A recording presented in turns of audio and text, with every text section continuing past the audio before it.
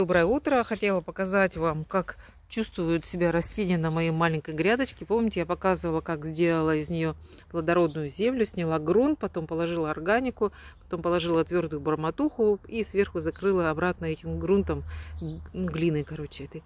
И вот смотрите, как себя чувствуют растения. Изначально, конечно, у меня были все посажены вот такие вот маленькие вот лучочки. По краям вот вроде более-менее нормально. Вот принялась очень сильно рукола, красавица, он уже идет в цвет. Свекла, которая выжила от медведки. И неплохо себя чувствует. Смотрите они, да? Сегодня у нас 29 мая. И так интересно, на одной грядке чувствуют себя растения по-разному, да? Смотрите, вон там вообще уже 30 сантиметров. А здесь вот такие вот малютки.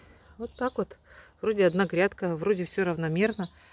Ну вот такие вот дела. Ну все, всем хорошего дня. Пока-пока.